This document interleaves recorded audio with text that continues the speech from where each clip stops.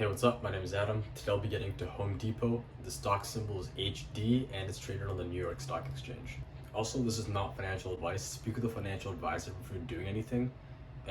Although I doubt I can really affect the stock, I have no financial interest whether the stock goes up, down, or whatever.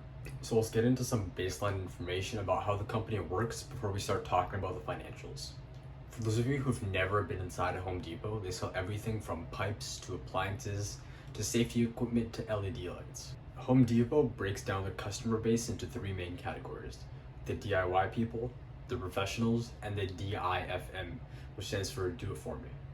Home Depot has over 2,000 stores in the US, and if you include Canada and Mexico, they have over 2,300. The physical stores still play a huge role. They're a shopping area, they have self-checkout and everything, they are a pickup hub for online orders, and so they're an integral part of the Home Depot experience. The Home Depot online experience is also like top tier. It's honestly underrated. They tell you exactly how many of a specific item that they have at their store. They have the reviews and everything, and my personal favorite, they also even have an exact location for the specific item on a map, which honestly I think that's like the best part. So you can just open up the app and then, well, first it'll tell you what aisle it is and what bay, but then even then you can just open up a map and then it'll pinpoint you like the location, and like that's honestly like the best part. I wish grocery stores did this, but yeah. They also offer in-store pickup and delivery. Now that we got the basics of Home Depot out of the way, let's start talking about the financials. So here's the income statement. Pause if you want to take a closer look. Here's the revenue and the income. I'm not going to read out all the figures here because I think most of you can read, but yeah, you can see that it's kind of steadily growing. Both net income and revenue are steadily growing. So here's the balance sheet. Again, you guys can pause if you want to take a closer look. One thing I'm going to bring to your attention is the long-term debt. While it is a lot, here's a table that kind of breaks down the debt. So as you can see, this debt is due over a pretty long period of time.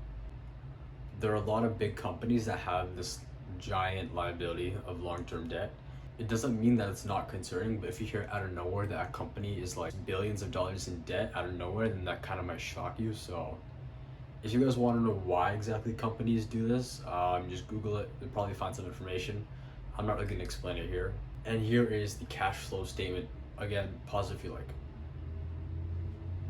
By the way, the 2022 annual report was audited by KPMG, and KPMG is one of the big four accounting firms.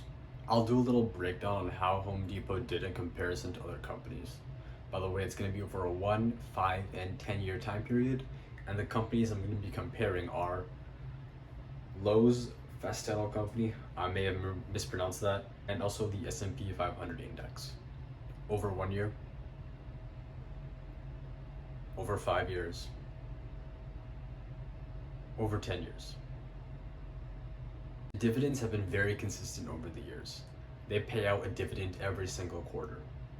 Although it's not guaranteed, they've been very consistent about this over the years. In 2023, they're expected to pay out $2.09 per quarter, which is a 10% bump from fiscal 2022. There isn't much room for growth unless they go overseas, because the number of stores that they've opened in the US and Canada and also Mexico have been rising at a very, very, very slow pace. So it's safe to assume that they've kind of hit their peak. One thing that you do have to consider is the dividend enough of a replacement for the lack of growth? So guys, here's some information that I found useful or relevant. Again, this is not financial advice.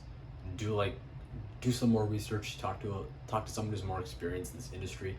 I'm just trying to give you some more information. At least do like some extra stuff to just learn more about it. Most of this information was obtained through annual reports, websites, and also other sources. If you have any ideas of what I could do better, just let me know in the comments, I guess. Also like and subscribe, and yeah, thanks.